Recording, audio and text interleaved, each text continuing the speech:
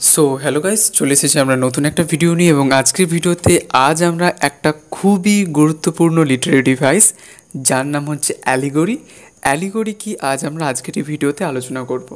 তো প্রথমেই আমাদের ইংরেজি সাহিত্যে অ্যালিগরি হচ্ছে এক প্রকার লিটারেরি ডিভাইস বা আমরা বলতে পারি আর্টিস্টিক ফর্ম, যেটা কি হচ্ছে আমাদের একটু কথাটা মনে রাখতে যে অ্যালিগরি হচ্ছে অনেকটা সুগার কোটেড ক্যাপসুলের মতো।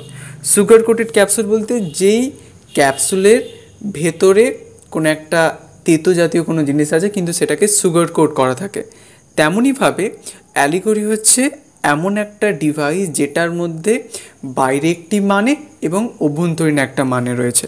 যেমন অ্যালিগরি হচ্ছে একটি গল্প বা কবিতা বা একটা পিকচার হতে পারে যেটার দ্বারা কোনো হিডিং মিনিংকে অ্যাকচুয়ালি কনভে করা হয় বা বলা হয়, এবং সেটা প্রায় কোনো মরাল, স্পিরিচুয়াল, পলিটিক্যাল আইডিয়া সেখানে দেখতে পাওয়া যায়।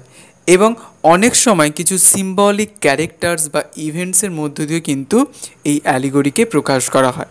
চলো এবার এক্সাম্পলস দেখা যাক। এক্সাম্পলসে যেমন আমাদের জর্জ অরওয়েলের লেখা রয়েছে অ্যানিম্যাল ফার্ম, যেখানে যে সকল ক্যারেক্টার্সগুলো রয়েছে অর্থাৎ অ্যানিমেলসগুলো, সেইগুলো হচ্ছে আমাদের রিয়েল লাইফ পলিটিক্যাল ফিগার্স এবং ইভেন্টসগুলোকে অ্যাকচুয়ালি রেফার করা হচ্ছে।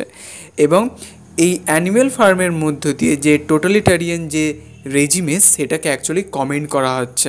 ওকে, তারপর আমাদের রয়েছে জন বুনিয়ানের রয়েছে দ্য পিলগ্রিমস প্রোগ্রেস, যেখানে আমরা প্রোটাগনিস্ট খ্রিস্টিয়ান যে জার্নিটা আমরা দেখতে পাই সেটা হচ্ছে এক প্রকার একটি অ্যালিগোরিক্যাল জার্নি। কিসের journey? Christian journey towards salvation. সালভেশনের দিকে খ্রিস্টিয়ান জার্নিটা হচ্ছে এক প্রকার একটি অ্যালিগোরিক্যাল জার্নি।